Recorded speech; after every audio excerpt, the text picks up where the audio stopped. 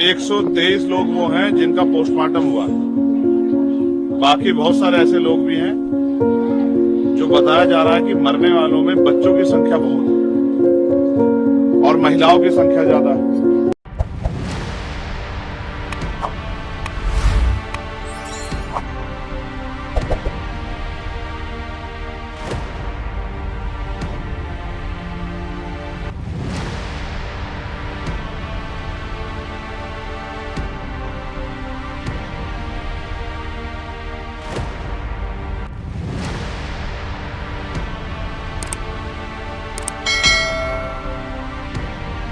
ये सच में बहुत तकलीफ देह और मैं आपको स्पष्ट रूप से कहना चाहता हूँ। मैंने उनसे पूछा कि वो क्यों जाते हैं वहाँ, तो वहाँ वो इसलिए जाते हैं क्योंकि उनको लगता है कि जो गरीबी है, बेबसी है, लाचारी है, बीमारी है और जो परेशानियाँ हैं उनके जीवन में वो बाबा जी के आशीर्वाद से ठीक हो जाएंगी, इसलिए जाते हैं वो लोग। अगर उनको एक बार एहसास हो जाए कि ठीक नहीं होगी, उनकी जान जा सकती, तो कभी ना जाएं।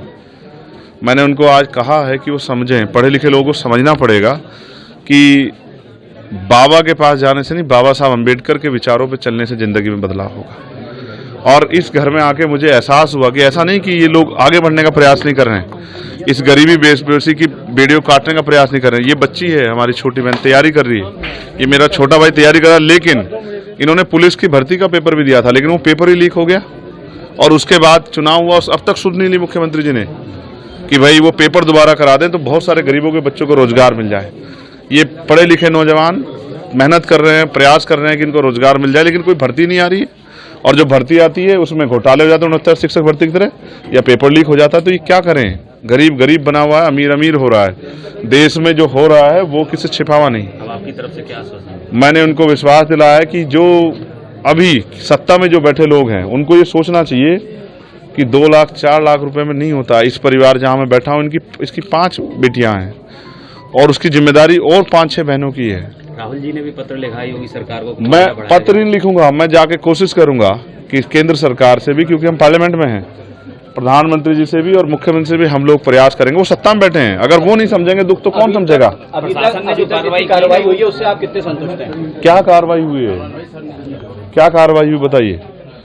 सबसे पहले तो सबसे ज्यादा जिम्मेदारी ये है कि जो परिवार टूट गए हैं उन परिवारों को पैरों पे खड़ा किया जाए। इसके लिए सबसे पहले उनको जो है ना एक उचित मुआवजे की व्यवस्था होनी चाहिए थी। और जो उस हालात में नहीं है, जिनके घर से जिस तरह की समस्या हो गई है कि कमाने वाला या जो, क्योंकि वो भी अपना घर चलाने के लिए मेहनत करती थी, तो उनके बारे में सरकार सोचे, उनके लिए व्यवस्था करे। जिन पर जमीन नहीं उनको जमीन दे, जिनके घर में और पेंशन की व्यवस्था करा सकते हो पेंशन की व्यवस्था करा। उन परिवारों को अकेला ना छोड़े, ये सरकार की जिम्मेदारी। मैं तो कहता हूँ सरकार 25-25 लाख रुपए का मुआवजा इन परिवारों को दे। क्या लगता है बाबा पे भी FIR होनी चाहिए? सिर्फ बाबा पे नहीं, हर उस व्यक्ति पे जो इस घटनाक्रम में शामिल हो। सबसे पहले इसकी CBI जांच होनी चाहिए। तो बाबा की अरेस्टिंग होनी चाहिए या नहीं? मुकदमा तो लिखवा दो, प्रशासन की, पुलिस, पत्रकार। सरकार क्यों बच रही है? क्यों सरकार मुकदमा लिखने की किसी और की जरूरत है क्या?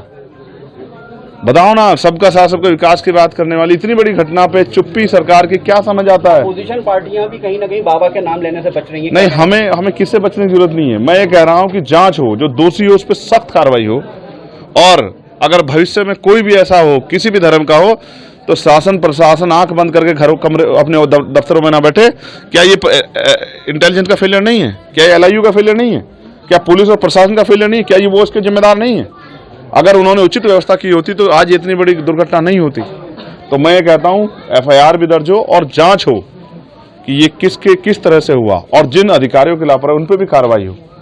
क्योंकि अगर आयोजनों में, इस तरह के आयोजनों में लापरवाही बरती जाएंगी तो फिर इसका खामियाजा ऐसे ही मौत के तांडव के साथ जनता को भुगतना पड़े। सांसद जी, इसकी न्यायिक आयोग जांच कर रहा है, आप सभी परिवारों से मिलने, पीड़ित परिवारों से, क्या आप भी पक्ष रखेंगे इनका मजबूती से? बिल्कुल रखूंगा। मैं तो पार्लियामेंट में इस विषय को उठाने वाला हूँ कि 120 लोगों की जान अहमियत रखती है। और जिन अस्पतालों में आप गए, मुख्यमंत्री जी बहुत वादे करते हैं, तो बताओ अस्पतालों का सच ये है नहीं कि अस्पतालों में ताले लगे हुए थे और नहीं थी कोई डॉक्टर, ना कोई व्यवस्था, ना कोई दवाई? ये सच है या नहीं है? इसको भी स्वीकार करने की हिम्मत जुटाए मुख्यमंत्री। या बस पीठ थपथपा के काम चल जाएगा, केंद्र स्टेट की पीठ थपथपा, स्टेट केंद्र के बारे में वाहवाही कर देगा? सच बताओ कि अच्छे अस्पताल नहीं है, अच्छे इलाज की व्यवस्था नहीं है, प्रशासन एडमिनिस्ट्रेशन का और पुलिस का फेलियर है, और सरकार जिम्मेदारी ले और 25-25 लाख रुपए मुआवजे की व्यवस्था इन परिवारों के लिए करे। और जो बच्चे बेरोजगार घूम रहे हैं उनके लिए भी रोजगार की व्यवस्था करें। ऐसा भी मुख्यमंत्री को सोचना चाहिए।